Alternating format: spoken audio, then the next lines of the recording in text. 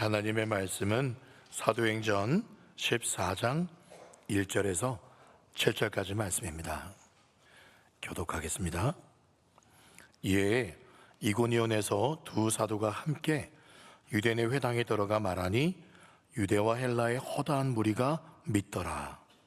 그러나 순종하지 아니하는 유대인들이 이방인들의 마음을 선동하여 형제들에게 악감을 품게 하거늘 두 사도가 오래 있어 주를 힘입어 담대히 말하니 주께서 그들의 손으로 표적과 기사를 행하게 하여 주사 자기 은혜의 말씀을 증언하시니 그 신의 무리가 나뉘어 유대인을 따르는 자도 있고 두 사도를 따르는 자도 있는지라. 이방인과 유대인과 그 관리들이 두 사도를 모욕하며 돌로 치려고 달려드니 그들이 알고 도망하여 루가오니아의 두 성 루스드라와 더베와 그 근방으로 가서 함께 읽겠습니다. 거기서 복음을 전하니라. 아멘. 부활하셔서 살아계신 우리 예수님을 찬양합니다. 아멘. 여러분, 지난주 암송 구절 매일 카톡이 몇 번 빠진 적이 있긴 한데, 여러분, 지난주 암송 구절, 우리 구역은 암송 구절 외우고 시작했어요 하는 분 손 들어보실래요? 우리 구역은 암송 구절 했어요. 네. 손을 드신 구역이 거의 없어요 지금. 네. 이거 지난주는 안 그랬던 것 같은데, 다음 주에 또 물으면 아무 구역 뽑아가지고 이렇게 세울 수 있어요. 그건 아니지만 여러분 꼭 말씀을 읽으셔야 됩니다. 외우셔야 됩니다. 오늘은 3절 말씀이 요절 암송인데 또 내일 새벽에 뜰 겁니다. 3절 말씀이 암송 구절이에요. 지난주 암송 말씀 같이 한번 읽어볼까요? 시작. 장사 지낸 바 되셨다가 성경대로 사흘 만에 다시 살아나사. 아멘. 여러분 끝에 보세요. 사흘 만에 다시 살아나셔서 그 주님 지금 어디 계세요? 그 주님 어디 계십니까? 아멘. 바로 여기 계십니다. 내 마음에 계십니다. 항상. 아멘이십니까? 아멘. 그렇습니다. 그러니까 우리가 오늘 예배드리러 온 거지요. 여러분 저보러 오신 거 아니잖아요. 그렇죠? 우리 집사람은 저희 집사람도 주님 보러 왔어요. 아무도 저 보러 온 거 아니에요. 그렇죠? 사람 보러 온 거 아니에요. 친구 보러 온 거 아니에요. 주님 보러 왔어요. 살아계신 주님 만나러 오셨습니다. 아멘. 오늘 우리가 다시 사도행전 말씀을 읽었습니다. 우리가 지난번에는요 13장까지 말씀을 살펴보았습니다. 그리고 13장과 이어지는 14장 말씀은 바울의 1차 전도 여행 이야기입니다. 선교 여행 이야기죠. 제가 이번 주에 설교 준비를 하는데요, 물론 정신없이 매일 설교 준비하고 또 금요일 복습하고 또 주일 준비하는데 쉽지는 않았습니다만은 그래도 주일 준비할 때 늘 제일 마음이 걸려요. 과연 2000년 전에 이 말씀이, 성경 이 텍스트가 우리 여러분들에게 무슨 관계가 있는지, 우리 청년들에게 이게 대체 무슨 관계가 있는지 늘 고민이 됩니다. 저도 목사니까 늘 말씀을 읽으니까 은혜가 되고 와닿지만, 오늘 이 선교사 바울의 이야기가 일반 평신도 여러분들에게 이게 어떤 의미가 있을까, 그렇게 계속 묵상하는데 주님께서 분명하게 제게 감동을 주셨어요. 오늘 그래서 24장에 어떤 일이 있었나 말씀을 들어가기 전에 왜 우리가 이 선교사 바울의 이야기를 오늘 들어야 되는지를 잠깐 말씀을 드리고 싶습니다. 오늘 서두부터 결론을 말씀드릴게요. 한번 따라 말씀해 주시겠습니까? 우리는 다 선교사다. 아멘. 지난 목요일 날 전도동역 세미나가 밑보교에서 있었어요. 여러 명의 강사님들이 오셨는데, 저는 개인적으로 두 번째, 김문우 목사님도 참 재밌고 했지만은 두 번째 힘없이 간증하시던 그 장로님의 간증을 잊을 수가 없어요. 몇몇 분들도 그 장로님의 간증이 더 와닿다 그러시더라고요. 그 장로님이 간증 중에, 전도 간증 중에 이런 이야기를 하시더라고요. 통영에 있는 친구 의사가 집사님인지 장로님인지 제가 정확히 기억이 나지는 않습니다. 그런데 그 친구 의사가 정말 신실한 그리스도인이에요. 근데 치료하면서, 정형외과 의사였는데 치료를 하면서 항상 그냥 치료만 하는 게 아니라 환자들에게 기도하면서 치료를 하더라는 거예요. 하루는 비구니 여자 스님이죠. 비구니 스님이 오셨대요. 그래가지고 또 비구니 스님을 치료하는데 기도하면서 예수의 이름으로 이렇게 낫게 해주시고 막 기도하면서 치료를 하니까 이 비구니 여자 스님이 화를 냈대요. 아니 지금 안 보이냐고, 지금 내가 절복 입은 거 지금 누구 놀리냐고 막 화를 내더래요. 그래서 이 의사 집사님이 말씀하시기를, 저는 능력이 없는 의사입니다. 치료 중에 저는 그래서 제가 믿는 그 하나님께, 신께 이 치료가 잘 되도록 기도를 하면서 늘 치료를 합니다. 그랬더니 이 비구니 의사가 지금 치료 중에 그 다른 환자들에게도 늘 이렇게 기도하면서 치료를 잘했다는 이야기 듣고는 같이 기도하는 마음으로 이렇게 치료를 받았다 그러더라고요. 일단 자기 치료가 잘 돼야 되니까 누구한테 지금 기도하든 말든 비구니도 같이 기도하면서 치료받았다는 이야기를 들었어요. 이 통영에 있는 친구 의사 선교사인 거예요. 선교사. 평신도 선교사인 겁니다. 과거에 중국 주중 대사를 지내셨던 김하중 장로님, 이분은 책에도 그렇게 썼잖아요. 자기는 중국 대사로 간 게 아니라, 그래서 한국의 대사의 신분으로 중국 간 게 아니라 하늘나라 대사로 자기는 중국에 갔다, 그렇게 고백을 하잖아요. 자기는 선교사로 중국에 간 거예요. 외교관으로 간 게 아니라. 그래서 가서 한국의 그런 입장을 많이 또 외교적인 말도 했지만, 정말 이분이 뭘 많이 했냐면 중국의 고위 관료들하고 친하게 지내서 전도를 그렇게 많이 했습니다. 뭡니까? 대사가 아니라, 외교관이 주 임무가 아니라 선교사가 자기의 주 업이었다는 거예요. 우리 저녁 찬양팀 중에 부하 찬양팀이 있어요. 그렇죠? 우리 안은경 간사님이 인도하는데 전 유튜브에 이게 좀 조회수가 많이 올라갔으면 좋겠어요. 얼마나 은혜로운지. 또 우리 신태준 집사님이 인도하는 또 리바이브 찬양팀, 정말 어디 그 유튜브에 많이 뜨는 무슨 뭐 피아 뭐 찬양팀 뭐 마커스 훨씬 은혜롭잖아요. 이 부하 찬양팀, 부하 뜻이 뭔지 아세요, 여러분? 브리스길라와 아굴라예요. 부부 이름이잖아요. 아내가 브리스길라, 남편이 아굴라. 그들의 직업이 뭔지 아세요? 텐트 만든 일이었어요. 천막 만든 일이었습니다. 그런데 그들은, 부부가요, 천막 만들어서 파는 게 자기들의 주업이 아니었어요. 뭐가 주업이었습니까? 바울 사도를 도와서, 바울 선교사를 도와서 자기들도 선교가 주업이었고 이 천막 만든 건 부업이었다고, 그렇게 성경은 말하고 있습니다. 여러분, 마찬가지예요. 여기 우리 현대중업, 현대자동차, 또 여러 직장, 또 선생님도 계시고요, 또 인테리어 하시는 분도 있고 식당 운영하는 분도 다 계십니다.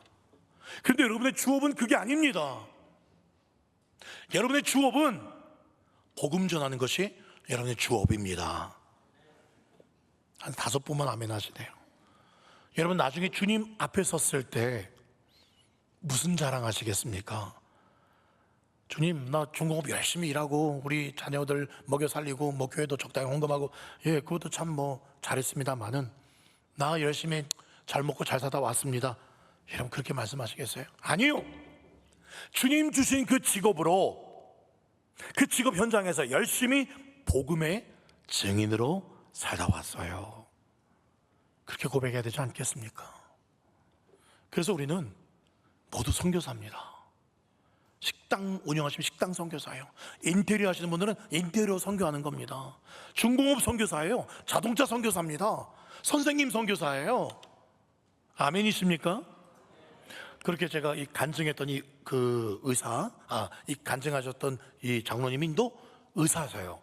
그런데 이분이 암에 걸리신 거예요. 항암 치료를 수십 번 하셨다더라고요. 그래서 그런지 여기 말을 잘 못하세요.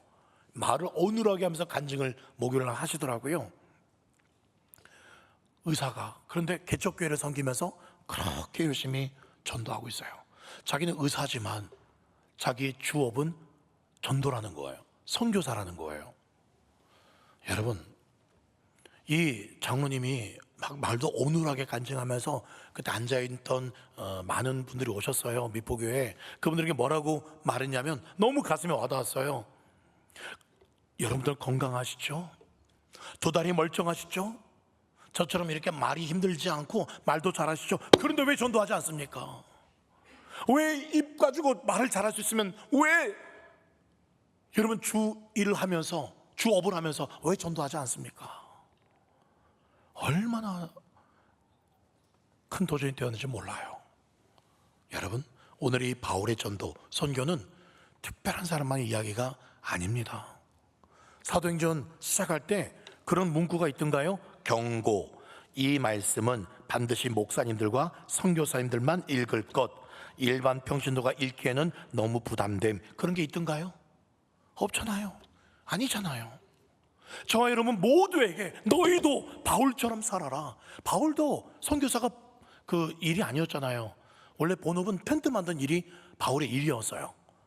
근데 그거는 부업이었고요, 목적은 선교였어요. 브리스길라 아글레도 그랬고, 아까 말했던 장로님도 그랬고, 그 정형외과 의사도 그랬고, 주중 대사도 그랬고, 여러분 다 마찬가지 아니겠습니까? 저는 오늘 여러분 쳐다볼 때 여기 계신 분부터 석집사님부터 쭉 여기 쭉 보시고 그때 우리 이지행 장로님까지 각자 직업이 다 달라요. 그러나 다 여러분 선교사로 저는 보고 있습니다. 저만 그렇게 보고 있을까요? 주님도 여러분들을 선교사로 바라보십니다. 아멘이십니까?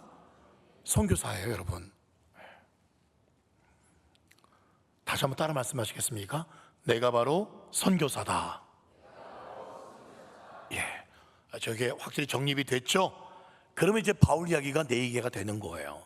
오늘 선교 이야기가 내 얘기가 되는 거예요. 자, 바울은 3차 전도 여행을 했다고 알려졌는데 오늘은 1차 전도 여행 가운데 일어난 일인데요. 그림 띄워주세요. 저게 1차 전도 여행 지역 지도인데 처음에 어디서 시작했냐면 어디서 시작했죠? 어디서 시작했어요?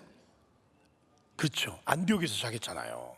저 안디옥은 수리아 또는 시리아 안디옥이에요. 그 다음에 실루기아로 갔다가 구브로 섬에 바보 들렸다가 아탈리아 들렸다가 버가 안디옥. 지난번에 13장이 저 위에 있는 안디옥은 비시디아 안디옥이에요. 지난 13장 이야기가 비시디아 안디옥에서 있었던 이야기고, 그 다음에 오늘 14장은 비시디아 안디옥 다음에 어디 써 있어요? 줄로 딱 쳐 있죠. 어디? 이고니온이에요. 그 다음이 루스드라예요. 이고니온과 루스드라에서 있었던 이야기가 14장의 이야기입니다. 자, 오늘 1절 말씀 볼게요. 1절, 이에 이고니온에서 두 사도가 함께 유대인의 회당에 들어가 말했다. 근데 저거를요, 영어 성경에 보면 이 단어가 나와요. 영어 성경 띄워주세요. 예, 밑줄 친 분 파란색 보면 as usual 이라고 나옵니다. as usual. 무슨 뜻이냐면 늘 하던 대로라는 뜻이에요. 이 바나바와 바울은 비시디아 안디옥에서 쫓겨왔어요. 거기서 핍박당하다가 쫓겨왔거든요. 근데 또 as usual, 늘 하던 대로 회당에 들어가서 늘 전하던 복음을 전했다는 거예요. 어느 곳에 가든지 변하지 않고 전하던 메시지가 있었어요. 그게 무엇과 무엇의 메시지입니까? 십자가와 부활의 메시지였습니다. 바울은 어디를 가도 타협하지 않습니다. 사람들 비위 맞추기 위해서 복음에 무슨 MSG를 치거나 그런 거 하지 않았어요. 오직 예수 그리스도의 죽으심과 부활, 그것만 전했어요. 여러분들에게도 그런 메시지가 있습니까? 목에 칼이 들어와도 타협할 수 없는 메시지, 전하지 않으면 가슴에서 불이 올라와서 견딜 수 없는 메시지, 지금도 그 메시지 전에 눈물이 핑 돌고 가슴이 뜨거워지는 그 복음의 메시지, as usual, 늘 하는 그런 메시지가 여러분들에게도 있냐, 그 말씀이에요.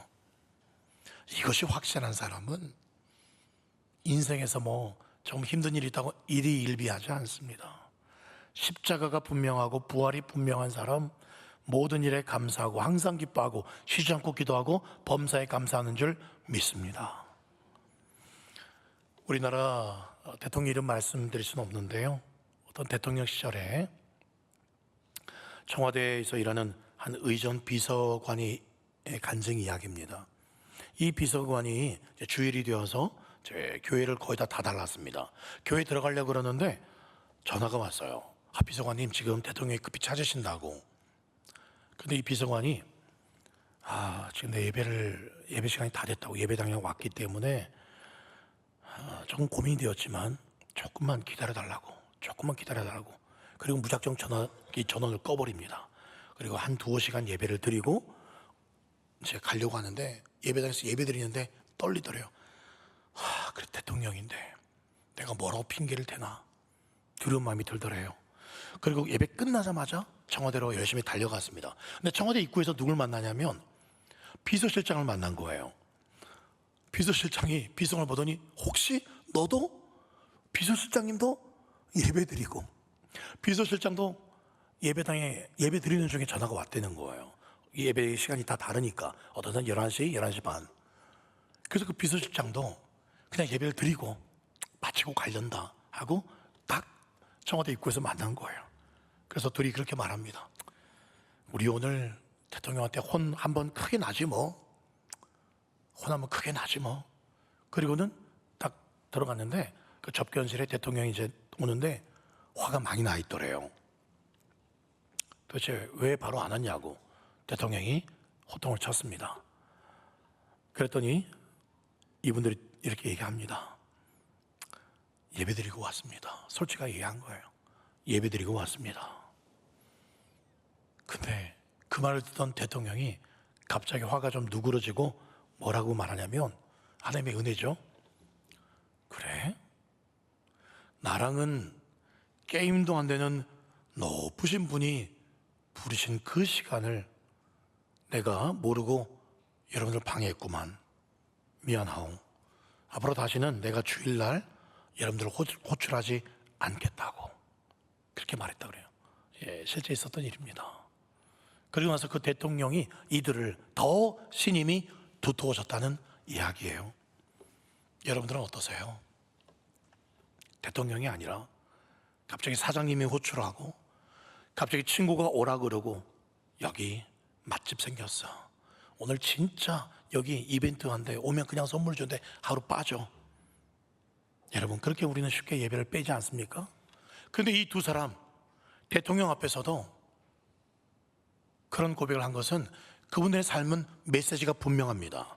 그분들에겐 타협할 수 없는 뭔가가 있었다는 거예요. 목에 칼이 들어와도 내놓을 수 없는, 바꿀 수 없는 예수 그리스도가 이 비서관과 비서실장에게 있었다는 겁니다.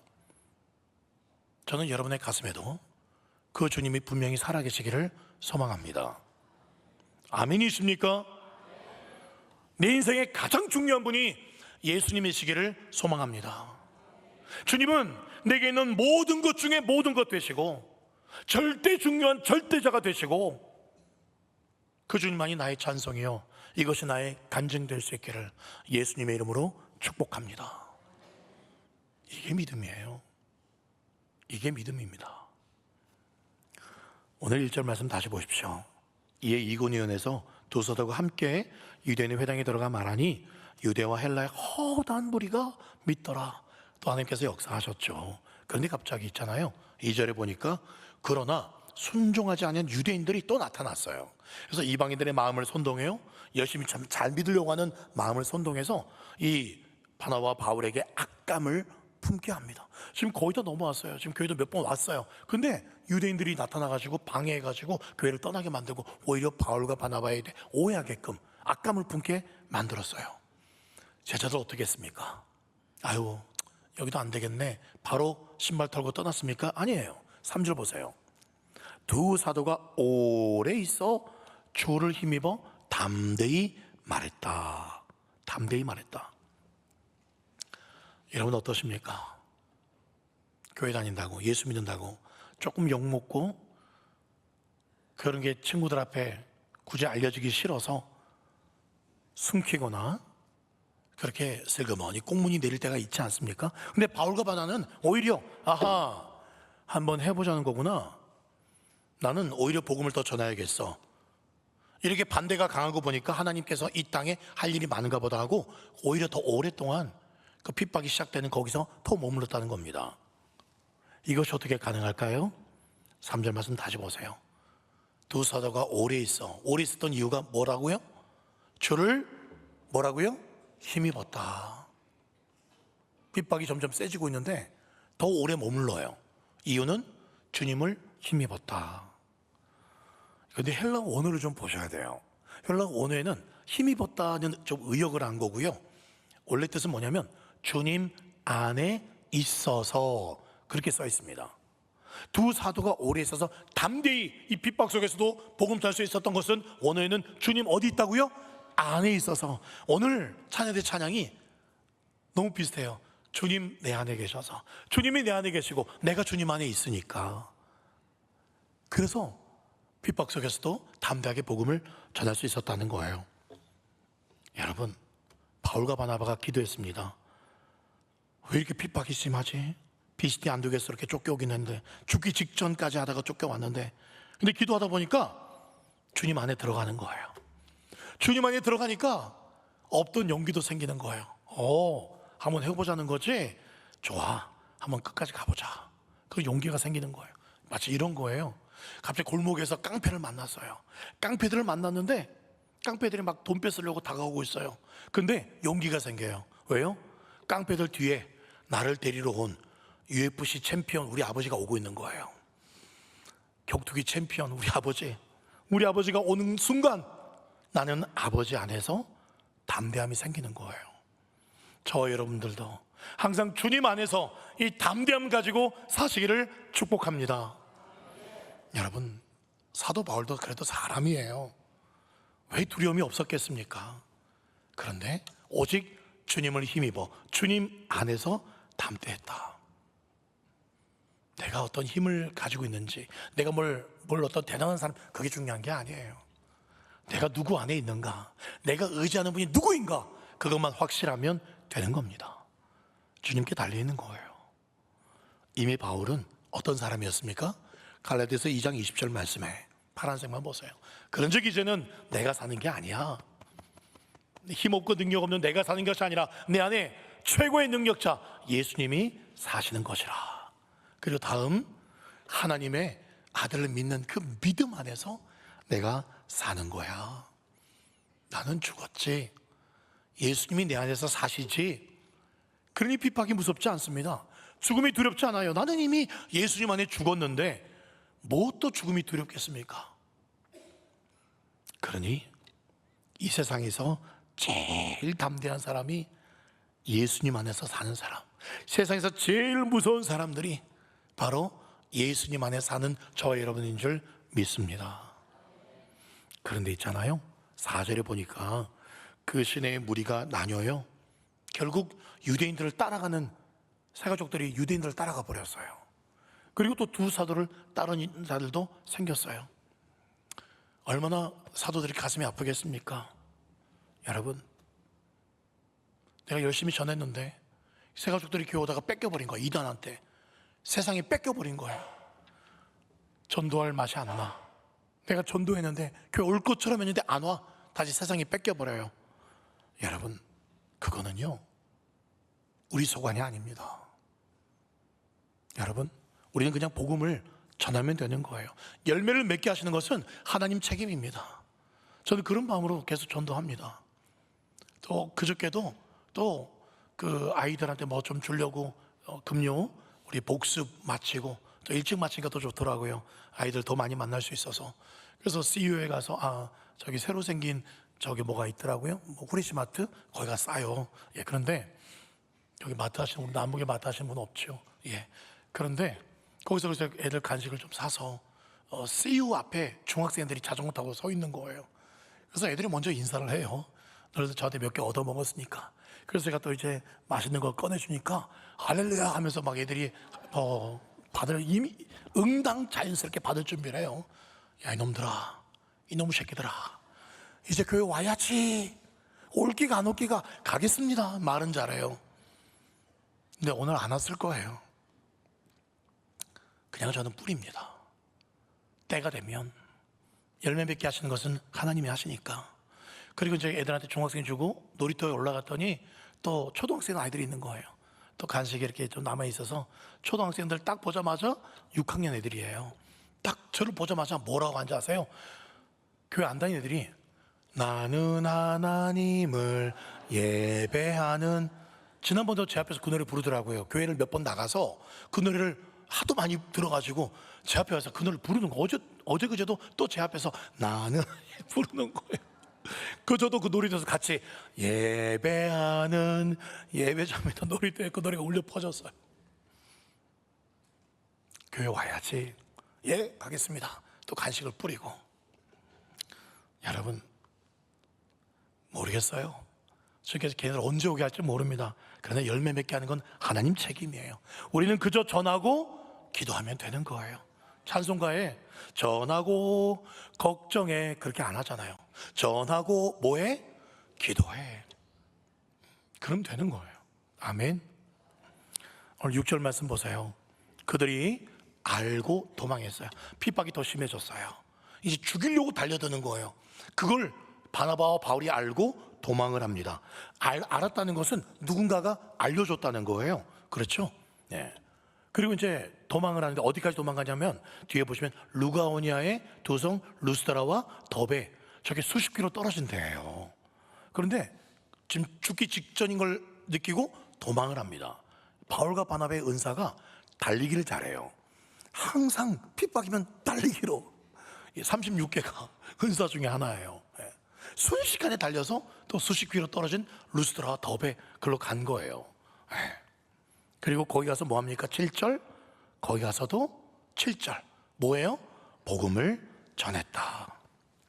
이거 보면서 어떤 분이 그렇게 말을 해요. 에이, 바울과 바나바 비겁하다, 겁쟁이네, 맨날 이렇게 도망만 다니고 거기다 그냥 순교를 해버려야지. 물론 바울과 바나바는 항상 순교할 준비가 되어 있습니다. 그런데 순교도 때가 있는 거예요. 여러분, 진정한 용기와 무모한 거는 다른 겁니다. 괜히 의협심으로, 괜히 사람들이 쳐다보니까 한번 자기 의를 드러내려고 그렇게 용기 내는 건, 그거는 무모함입니다. 쓸데없는 거예요. 하나님의 때가 아닌데 자기가 그냥 거기서 나는 순교합니다. 그거는 헛된 핍박이고 헛된 죽음이에요. 진정한 용기는요, 하나님의 때에 맞춰서 움직이는 겁니다. 하나님의 때가 아닌 걸 알고는 이동하는 거예요. 왜 이동하는지 아세요? 이게 예수님의 법칙이었어요. 예수님도 잘 도망 다니셨어요. 자, 마태복음 10장 23절, 마태복음 10장 23절, 이 동네에서 너희를 밖에 하거든 저 동네로 피하라. 예수님 말씀이에요. 물론 예수님 도망간 게 아니죠. 하나님의 때가 지금 여기까지 이동해, 그럼 이동하는 거예요. 혹시 우리 성도님들 중에도 공무원인 분들이 있고, 군무원, 또 군인 가족도 있고, 또 선생님들 가족도 있습니다. 그런 분들을 보면 3년여간 그런 주기로 많이 이동을 합니다. 또 어떤 분들은 중공업에서 멀리 두바이로 그렇게 몇 년 파견 나갈 수도 있어요. 그런 생각이 듭니다. 왜 하나님이 이렇게 멀리 또 직장을 옮기게 하셨나? 외롭다, 그런 생각하지 마세요. 여러분, 그렇게 운이 없어서 그렇게 멀리 또 주기가 돼서 간 게 아니라 이렇게 생각하세요. 주님이 나를 파송하셨다. 거기 가서 전도하라, 그런 거예요. 제가 어떤 분의 간증을 들었어요. 제가 아는 분이 그러시더라고요. 정말 자기가 이 병에 걸릴 줄 몰랐대요. 그래서 병원에 가서 수술하고 병실에서 이제 재활을 하고 있는데, 근데 재활을 하면서 내가 왜 재수가 없어서 이런 병원에 이렇게 오랫동안 입원하지? 그런 생각이 있었대요. 근데 시간이 지나면서 병실 안에 있는 어떤 분과 친하게 지내면서 먹을 것도 나눠 먹고 하면서 그분이 그러는 거예요. 사실은 교회를 다시 나가려고 마음먹었는데 누가 전도를 안 해줘서, 근데 당신을 만나서 내가 다시 교회를 나가겠다고, 퇴원하면 같이 교회 나가자고. 그래서 병실 안에 몇 명을 전도했다는 거예요. 깨달은 거예요. 이 병을 내게 주신 것이, 이 병원에 나를 보내신 것이 하나님 나를 파송하셨구나. 할렐루야. 병원 하니까 별로 아멘 소리가 적네요. 여러분, 어디든 보내시건 파송받았다고 믿으시기 바랍니다. 뜻이 있으셔서 그리고 날 보내셨구나. 이 부서로 나를 보내신 것은 이 부서에 있는 사람들 전도하라고 이 부서로 보내셨구나 믿으시기 바랍니다. 저도 이 울산 남목에 제가 담임 목사로 올 줄이야 꿈에도 상시도 생각지도 못했어요. 지금 결론이 그거죠. 뜻이 있으셔서 파송하셨구나. 누구보다 여기 지리를 잘 알고 또 많은 아는 사람도 있고. 그래서 저 여기 옛날에 월드마트였죠. 뭐 프레시마트로 바뀌었는데 거기 사장님도 제가 전도하고 있어요. 거기 그 아이들 먹을 거 사면서 또 그 사장님한테 저는 여기 옆에 새로 마트를 차렸으니까 알고 봤더니 직원이었어요. 여자분이었어요. 갈릴리 교회를 옛날에 다녔대요. 제가 새로 왔다니까 옛날에 키 큰 목사님이 그렇게 하시더라고요. 물론 이렇게 생기지 않으셨겠지만 제가 새로 왔어요 하면서 저를 소개하고, 그래서 제가 이 핸드폰 안에 기록이 있으니까 그 웹교주보를 하려고 했더니 등록은 하지 않았다는 거예요. 몇 분 오셨다는 거예요. 그러시냐고, 또 오시라고. 그러면서 원래 이곳은 옛날에 월드마트가 지하도 있었거든요. 아시는 분은 아실 거예요. 지하도 있었고 쓸데없는 이야기도 막 하고, 그런 쓸데없는 TMI를 이 남목에 오래 살았으니까 주님께서 이거 어디서 보는 뜻이 있겠다. 여러분, 어디를 보내시든 나는 파송받은 선교사다. 아멘. 결국 바울과 바나바는 루스드라에 이제 이동을 하게 됩니다. 그리고는 9절 말씀에 8절 보세요. 8절 시작.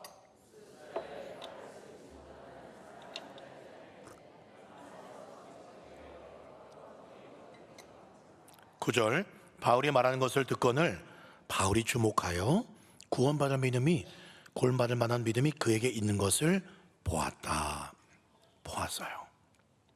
그리고 이 안진뱅이가 일어나게 됩니다. 여러분, 치유를 행하는 바울의 믿음도 중요하지만 어쩌면 더 중요한 건 당사자의 믿음이에요. 예수님이 뭐라 말씀하셨냐면 마태복음 13장 58절에 그들이 믿지 않음으로 말미암아 많은 능력을 행하지 않았다. 마찬가지예요. 치유를 위해서 기도하는 사람의 능력도 중요하지만 치유를 받는 사람의 믿음이 어쩌면 훨씬 더 중요한 거예요. 저에게도 치유 기도를 부탁하는 분들이 많아요. 이전에도 한번 말씀드린 적이 있었어요. 제가 화장실에서 일 보고 있었는데 갑자기 전화 왔어요. 그래서 다짜고짜 목사님 지금 빨리 기도해 달라고, 지금 너무 아픈데 목사님 지금 기도해 주시면 나을 것 같다고. 그래서 제가 좀 이따가 전화 드리겠다 말도 못하고 얼마나 그분이 지금 기도하면 낫겠다 그러니 화장실에 앉아서 제가 바로 기도를 선포하고 예수의 이름으로 나을지어다 막 이렇게 막 어정쩡 자세로 막 선포기도 했어요. 그분이 그렇게 믿으니까. 그리고 몇 시간 뒤에 다시 연락이 와서 목사님 깨끗하게 나았어요 그러는 거예요. 제가 더 놀랐어요. 기도해 준 저보다도 그분의 믿음 때문에 저는 놀랐습니다. 여러분, 오늘 9절 말씀 보십시오. 바울이 말하는 것을 들었다. 그리고 바울이 그를 주목합니다. 바울이 주목해요. 지금 바울이 말하는 것을 그냥 몇 시간, 오늘 또 1시간 넘는 거 아니야? 이렇게 듣는 게 아니라 지금 바울 설교를 그 많은 사람들 중에 바울이 주목해서 볼 정도로 특별하게 그 안진뱅이가 바울을 보고 있었다는 거예요. 사실은 성령님께서 바울의 시선을 그 안진뱅이에게 향하게 하신 거겠죠. 지금 여기도 설교를 들으시는 분들이 많이 계십니다. 그런데 어떨 때는요, 설교자가 설교하다 보면 딱 주목해지는 사람이 있어요. 성령께서 저분에게 이 메시지를 주시는 그런 감동이 있습니다. 성령께서 주목하게 하는 분들이 계셔요. 갑자기 또 저를 다들 진지하게 쳐다보시는데 괜찮습니다. 부담스럽습니다. 원래대로 편안하게 쳐다보시기 바랍니다. 중요한 사실은 성령께서 오늘 여러분들을 주목하고 있다는 사실입니다. 역대하 16장 9절 말씀 보세요. 여호와의 눈은 온 땅을 두루 감찰하사 전심으로 자기에게 향하는 자들을 위해서 뭘 베푸신다? 능력을 베푸신다. 설교 듣는 분들 중에 딴 생각하면서 설교 듣는 분도 계셔요. 진짜 오늘 1시간 넘기나 안 넘기나 오늘 또 본다, 그렇게 하시는 분도 계실지 모르겠습니다. 그런데 그렇게 듣는 게 아니라 목숨 걸고 한 말씀도 내가 놓치지 않으리라. 오늘 선포하는 말씀 분명히 내게 주시는 메시지가 있을 것이야. 그렇게 두 눈 부릅뜨고 정말 저를 보는 게 아니라 제 이 말씀, 하나님의 말씀을 잡아먹을 것처럼 그렇게 주목하는 사람, 그런 사람에게 하나님의 눈이 고정이 되는 거예요. 하나님의 눈이 픽스가 되는 거예요. 하나님의 눈이 여러분들에게 고정, 픽스가 되기를 소망합니다. 그런 자들에게 능력을 베푸시기 때문에 그런 자들에게 주님 오늘 은혜 주셔야 됩니다. 하나님 오늘 이 약한 몸으로 왔어요. 문제 있는 거 아시죠? 하나님 은혜 주십시오. 그렇게 정말 표현이 그렇습니다만 주님 잡아먹을 듯한 눈빛으로 그렇게 주님을 간절하게 바라보는 사람에게 뭘 베푸신다? 능력 베푸십니다. 몸과 마음의 치유가 임합니다. 여러분이 풀 수 없었던 그런 인생의 문제, 매듭을 예배 가운데 풀게 하실 줄 믿습니다. 능력 베푸신다고 약속하셨잖아요. 오늘 이 루스드라의 이 안전명이 예수를 안 믿었던 사람이에요. 근데 어디서 이런 믿음이 생기면서 바울을 주목하며 쳐다보고 있었을까요? 언제? 바울 설교 들으면서. 믿음은 어디서 납니까? 들음에서 나는 거예요. 들음에서. 들음은 그리스도의 말씀으로. 지금 이 말씀을 듣는 이 안전병이 이 사람에게 점점 믿음이 들어가고 있어요. 하나님 말씀이 들어가니까요 어떤 일이 벌어지고 있어요? 이 안전병이 느끼고 있습니다. 히브리서 4장 11절 시작. 하나님의 말씀은 살아있고 활력이 있어 저의 날선 어떤 검보다도 예리하여 혼과 영과 및 관절과 골수를 찔러 쪼개고 있는 것을 이 루스드라 이 안전병이가 느끼고 있는 거예요. 바울도 지금 그걸 보고 있는 거예요. 영이 열린 사람이니까. 그래서 바울이 뭐라 외칩니까? 설교를 딱 중단하고 14장 10절 말씀 같이 읽어봅시다. 시작. 큰 소리로 이르되 내 발로 바로 일어서라. 여러분 바울 있잖아요. 만약에 이렇게 선포 안 했으면 어떻게 됐을까요? 뭔가 좀 일어날 것 같긴 한데 이 안전병이는 그냥 다리만 떨다가 주저앉았을지 몰라요. 믿음은요 선포해야 합니다. 말하십시오. 그것도 크게 말하세요. 예수 이름으로 낫게 될지어다. 예수 이름으로 문제가 풀릴지어다. 주여 역사에 주시옵소서. 쭈뼛쭈뼛 그냥 들릴랑 말랑 말하지 마시고요 크게 선포하십시오. 바울이 이렇게 선포할 수 있었던 것은 능력 없는 자기를 바라본 게 아닙니다.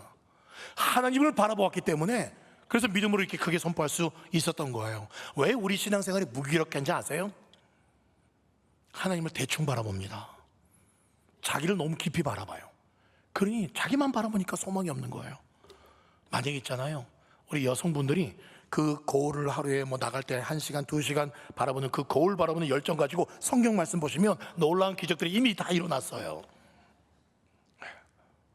그런 열정으로 주님 말씀 보세요. 주님 주목해 보세요. 오늘 9절 말씀 보세요. 바울이 말하는 것을 듣거늘 바울이 주목하여 구원받을 만한 믿음이 그에게 있는 것을 보았다. 이 안전뱅이가 말씀을 듣는 중에 겨자씨만한 믿음이 딱 심겨졌어요. 말씀이 딱 심겨지고 점점 커지고 있었어요. 그리고는 자기 육체를 구원받고 영원히 구원받을 만한 믿음까지 확찰한 거예요. 이게 얼마 걸렸어요? 1시간도 안 걸렸을 거예요. 바울이 설교 중에 이런 게 일어났기 때문에. 이 1시간에 제대로 바울 설교 말씀을 들으니까 이 믿음이 확 커진 거예요. 어떤 분은요 20년 30년 교회를 다녔지만 그런 놀라운 능력이 안 일어나요. 그것도 참 기적입니다. 근데 이 안준명이는 설교 들은 지 예수 이야기 들은 지 1시간도 채 되지 않았습니다. 근데 1시간 만에 그 믿음이 폭발하고 벌떡 일어나 버린 거예요. 10년 동안 일어나지 못했던 이 안준명이가 그 자리를 박차고 일어났어요. 오늘 이 시간도 성령께서 임재하시면 10년 20년 노력해서 안 되는 것들이 이 예배 하나님 말씀을 집중하고 믿음이 들어간다면 이 1시간 안에 놀라운 응답이 일어날 수 있음을 저는 믿습니다. 그런 간증을 전 많이 들어요.